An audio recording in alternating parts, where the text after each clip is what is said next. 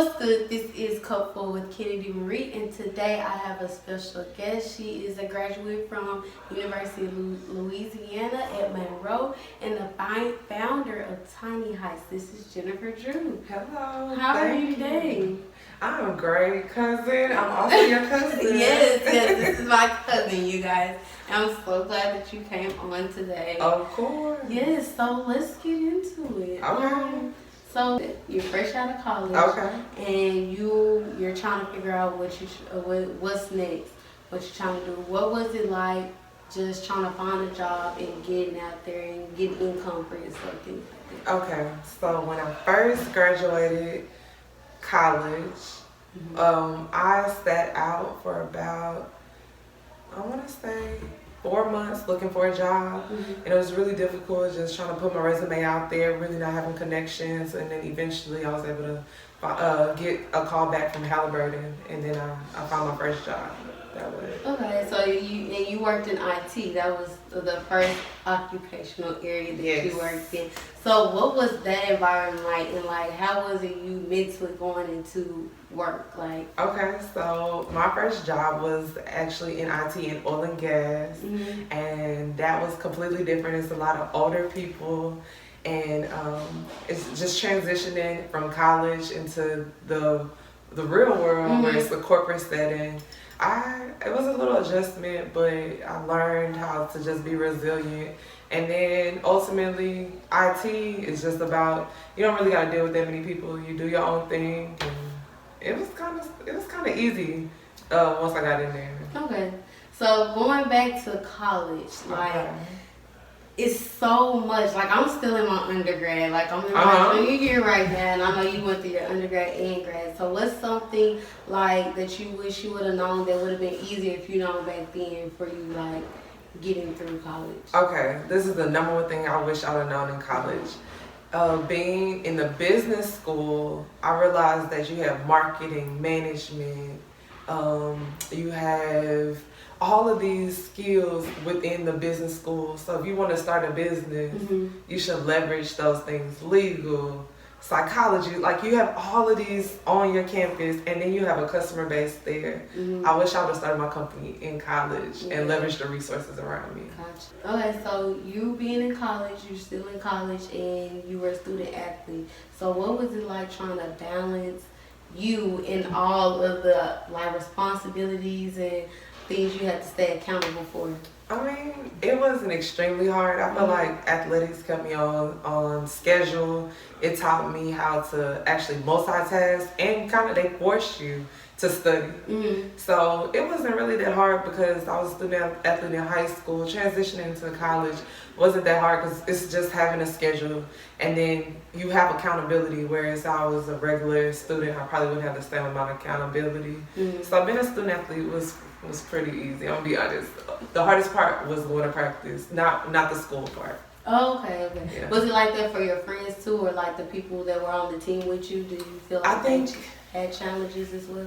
Yeah, I think the biggest challenges is if you weren't disciplined in high school, it was hard to transition into college, and then like college it just exposes your study habits. Yeah, I kind of had to, like in high school, I stayed with Uncle Pete and Aunt Lista, so I had to learn how to I felt like I was in college in high school.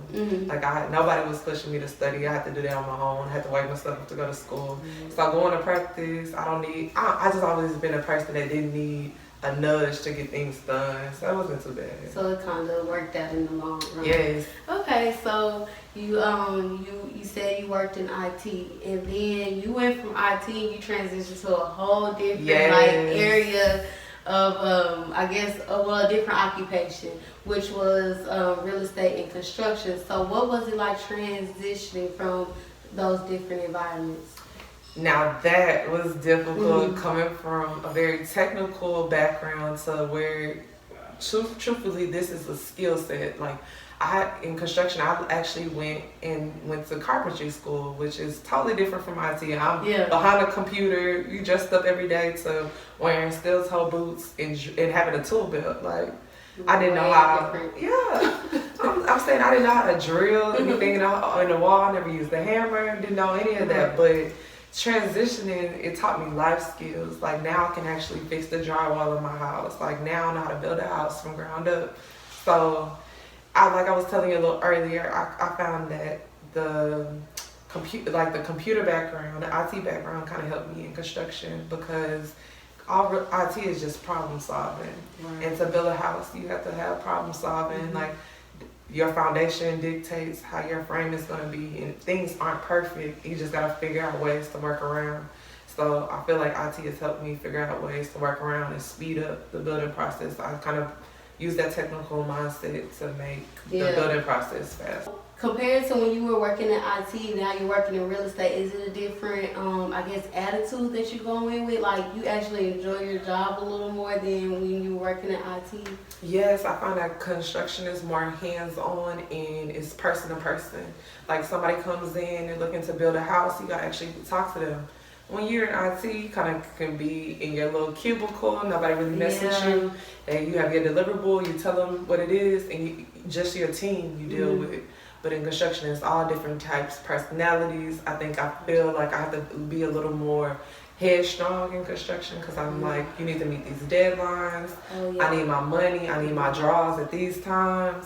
And that has grown me as a woman because typically with IT, you can kind of play small. You don't really got to speak up for yourself. Right. But in construction, it's like, if you don't speak up for yourself, you don't eat. So I have to be a little more aggressive in construction. Okay, so I want to talk about tiny houses. Let's get into that. Talk about it. So when you realized that you need to like go full time with it and go like head in first, like what were your intentions and how did the idea come about? Just tiny houses. Okay, I'll start. Okay, let me first tell you what tiny house is. The tiny house is a neighborhood of homes under 1,000 square feet that can be paid off in 15 years or less. So we build those small little houses, but we put a spin on it where they're very modern inside and they're actually livable. The way it came about is I was doing my MBA in Hong Kong, and I just liked how they had smaller houses, but they still had community. They still were able to go out to eat with their families. They still had Sunday dinners, even in these small spaces. Gotcha. And I just saw how functional they made the spaces. I was like, I could bring that back to the U.S. And then when I started modeling my own homes, I got a lot of feedback of like, I could live in this. Like, I was thinking the house is on wheels, but you totally transformed it. So that's how it started. That's how it came about. Just me wanting to own a tiny house, and then I start showing people, and then they started saying, I would live in that, and that's how it started. Okay, so I'm sure it was like very easy to get, well not easy, but more convenient to get it started up in Houston where it's like growing, like growing super fast. I heard that.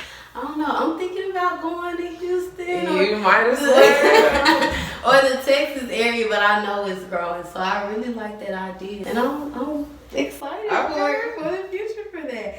So you said that you learned how to being in this business, you grew as a woman. So what was it in profession? I know professionalism is everything. So what did you learn being like a black woman in this business, or just being a black businesswoman, period? Okay, well, just in a corporate setting is a little different.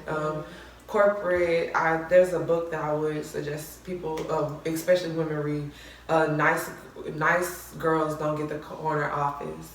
In corporate, you gotta know that you're playing a game, and you gotta know what you want out the game from the beginning. You gotta know if you're trying to climb the corporate ladder, if eventually you want to be the CEO in that company. You gotta be willing to code switch, especially as black women. You got if that's what you want, you gotta play the game to win, but you gotta know that you're playing a game. And when I was new to corporate, probably around 20, I just realized like it was the game. You have to come in there with the game face every day, willing to work up the corporate ladder. When you're in entrepreneurship, it is also a game, but you have a little more control over the game that you play. You can create the culture of your company, and you can decide how y'all want to run a company, but eventually with running your own company, you gotta have your own set of goals, but it's not the same as corporate. Right. Corporate, they kind of dictate what you can and cannot do. They kind of dictate how far you can go. But in business, as long as you're willing to put in the time, you can take it as far. Your revenue can grow year after year after year, as long as you're willing to put in the work. Okay, so what were the challenges, or like, I guess, the setbacks that came about just trying to be professional in this environment, and just transitioning into this totally different occupation that you have? Okay, switching from IT to real estate. Not having, like, IT is kind of binary. It's like, it's easy for you to know what's necessary to go to the next step.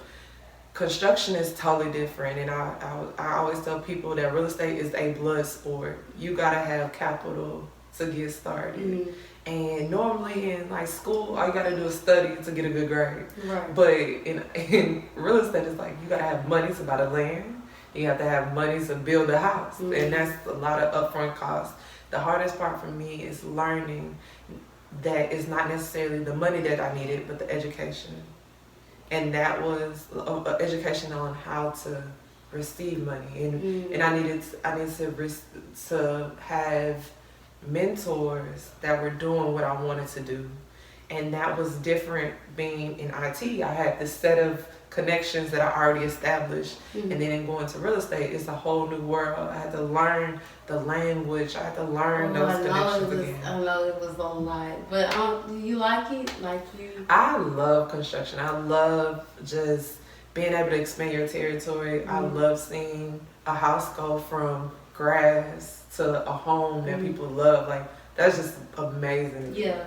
So do you are you interested into like the home designing part of it? Like, does that kind of interest you too? Yeah, I don't really like interior design, but I like modeling the homes with like new modern techniques and implementing technology in the house. I really enjoy like modeling the house and putting my own spin on it. Gotcha. And I'm pretty sure it's like so many new innovations that's coming out like every day that it's just like, ooh, I could add that, I could add that. They are 3D printing houses right now. Really? And it amazes me how fast, like, the biggest thing is in real estate is the longer it takes you to build, the more money it costs you. If you're able to speed up your building process and lower your costs of materials, you win. Yeah. So with the 3D printing, I've seen it like with little toys and stuff, but they're actually doing that with houses. In Austin, they built a house in 48 hours, and they 3D printed the concrete. So the machine was going around the house building like the concrete. Just stacking it up. Yeah. So that was something that they automated to where the machine could lay the concrete for them. But I think they actually did like the foundation and the framing themselves. But the concrete they 3D printed. That's interesting. Yeah, it's really technology cool. is just going off. It's just crazy. So I know that last May you finished carpentry school. Yes. So what was that like? Like, what kind of classes were you taking? Oh my goodness, I was the only girl. Like, I learned how to use power tools. Like, I was in there cutting wood. I'm talking about laying foundation, and it was pretty cool. Like, just coming in and you turn plywood into something usable.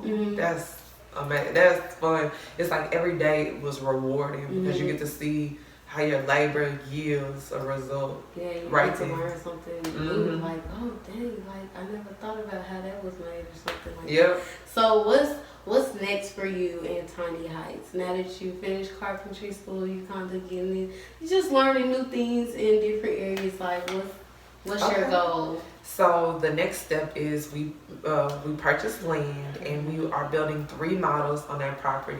I'm so excited. So we just finished our architectural plans, so that's set. And now we're in the process of getting them approved by the city. And then from there, we will get to build our 3 models and have some families move in. I'm excited about this. So that'll be our first phase of our little tiny community. And then from there, the ultimate goal is to have a bigger community where it's like a mixed-use space where we have some commercial properties and then residential. And then we can actually build a community of people who want to pay off their houses quickly and have home ownership. Like, that's the coolest part about tiny houses is, I'm finding that that's the new, like that's the new American dream. Mm-hmm. People want stuff that they can pay off quickly. And they can own. And say that that's mine. So that they can do what they want to what they want to do full time. Like do what you love. Like for instance, this podcast. Mm-hmm. If you had a house that was paid off, you can podcast all day if you wanted to. Sure can. I don't have no bills to pay. That's a good life. But definitely. So I'm excited for everything that is coming your way with tiny houses. I'm just excited to see what you're going to do with that. Yes. So we're going to take a break and it's game time with K. Marine. So the game today is The Price is Right Craigslist version. It's the Craigslist version. So I'm going to give you I'll give you a list of things that are sold on Craigslist and you kind of got to guess how much how much cost. Okay, on Craigslist. Yes, on Craigslist. Not Amazon. Not on Craigslist. Okay. Are they used? Some of them are. Okay. It's some weird stuff though. Do you specify if it's used or new? Yeah. Okay. I mean, you should know about what I tell you. It's some weird stuff on here. Okay. We're just gonna get into it. Okay, so the first one is, it's like a half-eaten French toast that Justin Timberlake. Okay. And so someone, I don't know, somehow just grabbed it and they put on it Craigslist. on Craigslist. And it's verified that Justin Timberlake ate this. Yes. Okay, since it's JT.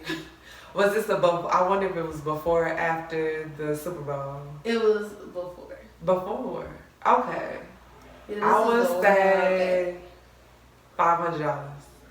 No, go up. Up? Go up. 1,000. Yeah, it was around 1,000? $1,025. For JT's bitten French toast. Is it molded? I probably now, but I mean they got their money from it, so I wonder if they ate it. I hope not. Maybe I don't know. Maybe it was like a crazy JT thing. It was I gotta have. It better be some good French toast. Yeah, and I think the bidding went on for a while. On Craigslist. Yeah, so okay. They fought for that French toast. I wonder how much Drake's French toast would go. Probably, I'll say a meal, maybe an M or. No, I ain't gonna say two, but somebody would bid it for Drake. For Drake, so you gotta think about Drake. Drake was selling some lint from Steph Curry's hair. Oh, I think I remember it. I wonder how much it went for. I don't know. I'm pretty sure he got his money off it. Somebody bought it. Somebody off of eBay. So the next thing is, it's a cornflake shaped like the state of Illinois. Okay. A cornflake. Just a cornflake. 300. No. It was more than French toast? Yeah. No. It wasn't more than French toast, but it was more than 300. 600. Close.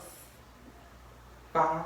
No, it was 700. 7? Okay. 700 for a cornflake. You know how small. I'm in the wrong business, bro. In the I know wrong business. You need to get on Craigslist. I don't know. I guess you just find something good. Cornflakes, French toast. Okay. Yeah, keep with the list. The list is gonna get longer. List. Okay, so this was one of the first things that was ever sold on Craigslist. It was a broken laser pointer. Broken laser pointer. Was someone actually the ones that you have on your keychain? Or maybe it might have been one bigger, but they're not that big. 25 cents. A little higher, but it ain't outrageous. But I mean, it's $1. No. 5. No. 10. How much? It was $14. $14 for a broken laser pointer. Yeah, it was one of the first things on Craigslist. And it was broken. Yeah, someone probably. I don't know, maybe they knew how to fix it. And then they met each other in exchange $14 and Do you boo? A fun fact. Do you boo? Okay, so Britney Spears got some gum, she chewed on it, and somehow somebody else got it and tried to put it on Craigslist to sell. I'm like, how do you verify? I don't know, maybe they have gum? I was gonna say maybe they have a video, but can you check the DNA on the gum? Because really it could just come out of your mouth. Because I could say, this is, I don't Michael know. Jordan's gum. This is Rihanna's gum. This is Michael Jackson's gum. At the last tour he was at, I don't know, that would go like crazy. Yeah, but I mean, they got their money. So, Britney Spears gum. Chewing gum, yes. Used chewing gum. Gum. This is like, you think big. Think big numbers. $5,000? No, bigger. Like hundreds of $1,000s? No, not that high. Okay. 30? Lord, about half of that. $15,000. Yeah. Wow. That's still a lot for some chewing gum. That you can't verify. Does chewing gum right? I don't know. But you know, if you keep gum in your mouth like overnight, like your saliva will. Oh yeah, it'll dissolve it. But I'm saying if it's just sitting there, it's just gonna. I have no idea. I don't know what's the point of that, but hey, that's some they made their money. So if you got some chewing gum from a celebrity, sell it. Let me have it. Sell it on Craigslist. Okay, so a grilled cheese. So someone, I guess, I don't know if it was a restaurant. All this food. I know. So it's just a regular grilled cheese, and it has the image of Virgin Mary on it. Like so someone decided, hey, let me sell this. After they kept it for like a couple years. It has to be more than Illinois cornflakes. Yes, it is way more than. Okay, a Virgin Mary. Virgin Mary on a grilled cheese. And this is a couple years after, like, and it's still worth 10,000? A little more higher. 12. A little more. 15. 14. 14? 14. We say these numbers like this is low. That is high. That is very high. $14,832. For a grilled cheese of Virgin Mary on it. And it's probably very, very old because the guy kept it for like 4 or 5 years. And then he decided Did it mold? It had to because it was cheese. Unless he like froze it or something. But that's just nasty. Crazy. It ain't. What's the Virgin Mary? Well, yeah, so. But technically, I'm like, how do they know what she looked like? I guess from the pictures, they. Okay. So, hey, they made their money, so. Yeah. They made, what, 14,000. That's a lot of money. It is. So, the next one is, so, imagine you went to, like, a concert or something, and somebody got, like, the air from the concert, put in a Ziploc bag. So, somebody went to a Kanye concert, and got a Ziploc bag of the air from the concert and sold it on Craigslist. So, like, the picture is, like, air from Kanye's, and it's, like, filled up. It's still in there. I wonder how they stopped it from going out. I wonder how they filled it up, like. Since it is yay. It is yay. And it's you gotta air. Yay prices. Okay, are they more than Yeezys? Yes. Okay. I think it's higher than the other stuff on the list too. Okay, so that we gotta go 30,000? Higher. For some air. Now I don't necessarily know if it got sold. I think it got sold, but this is what they put it up for. 50,000? A little bit higher, like 15 more. $65,000 for air. For air at a Kanye concert. So his last tour where he was floating on the stage, I have the actual ticket stub from that. Really? And then I kept his ticket stub from that, and I kept a ticket stub from Nipsey Hussle's concert in 2014. So we'll see how much those will work. I'm gonna have to set up some air. You should got some air. Next time, I'm gonna go to a Sunday service, get some of that air, bag it up. Make sure it don't leak. Yeah. So you can get you some money. It's gonna be heavenly, so yes, it should be more than how much you said? 65,000. Yeah, we're going 75. Oh, maybe we can get to 100. I don't know. This day and age, maybe. At a Sunday service. Yes. Oh, that's a lot of money to be spending on some air. Like, what do you? I don't understand what you're gonna do. That was free. There was. And somebody paid for that. Definitely. So. The next one is a haunted rubber ducky. How can they confirm it's haunted? How do they know? Right. Don't know, but they sold it on Craigslist. Okay, it's like the pet rock. Maybe someone that was like. A rubber. I'll say 1,000. No, it's not that much. It's like under 500. $200. A little lower. 150. It's $107 and 58 cents. That's for 100 rubber ducky. For 100 rubber ducky. I don't want that spirit in my house. No, not me either. Even if it's fake, but I don't know. This is crazy. Like, that's entrepreneurship. That's the definition of entrepreneurship. It's selling a haunted rubber duck and air from a Kanye West concert. Whatever you believe. That's hustling for real, definitely. So this guy, I guess he was, I don't know if he was done with life or he just wanted to start off fresh, but he put his life up, like on Craigslist. Somebody bought it too. To be a slave? No, like he just gave them, I think he put up his life, so his house, his friends, his contacts to his friends, his job, like he put all that up on there. That was included in the price, I guess, and someone bought it. It depends on how much he valued his life. But since he's not a celebrity. No, he's not. I think they lowballed him. I mean, I think you put a price, well, you can't put a price on life. But, I mean, it wasn't cheap. 10,000? It was more? Yeah. 20? We in the thousands now. 100,000, 60,000. Okay, hundreds. I say 100,000 then. A little higher. 110. Tell me. 300. 300,000. $384,000. But the thing is, it's like, what was his net worth? Was it 340 some thousand? I don't know, but I mean, he put his house on there. I'm guessing his house. Car. Okay. Yeah, and then like his friend circle. He said he just wanted all that gone so he could start a new life, start off fresh. Okay. So he put up his. Okay, that's different. I'm thinking just talking about just the idea of his life. Oh no. But that's everything he had accumulated, he put up. Okay. Yeah. But still. That's But he must have been living a good life.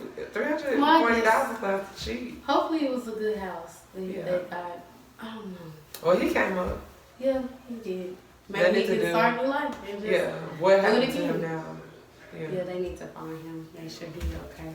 Okay, so like back, I don't know what year this was, but you know when like Twinkies were going out, and I guess someone got like the last Twinkie box. They thought they got the last Twinkie box. It was like a box of 10 Twinkies that they put on Craigslist. I know that when it was high, because if they thought it was the last box. Yeah, it was a box of 10.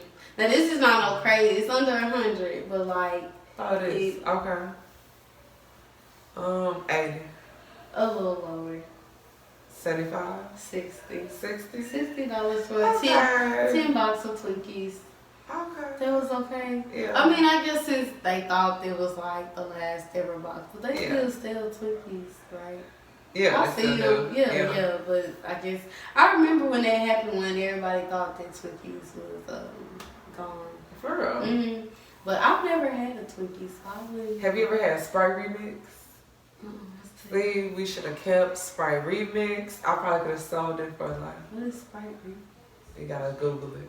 Just trust me.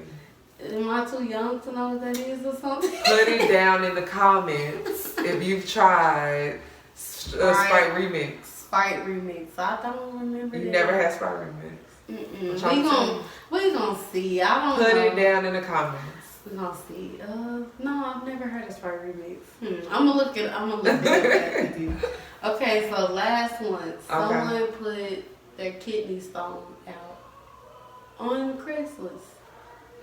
So after they went through all that, they was like, kidney stone, $200. Oh no. It's way more. Way more. We in the thousands. 2,000? No. More? 5,000. Oh, up. Your kidney stone? Your kidney stone. 15? Mm-mm. Tell me, give it away. 25. $25,000. Wow. For a kidney stone. So they got their money. This just tells us we need to up our prices. It tells me that I need to drop out of college and pursue Craiglisting. To run it up. Run it up. And just go to a couple concerts from a couple celebrities and some half-eaten foods. And we got us a business going. Right. I think that's the next route. Yeah. That's where I'm about to go. Okay, so that was the end of game time. Okay, I hope that was that fun. you enjoyed that.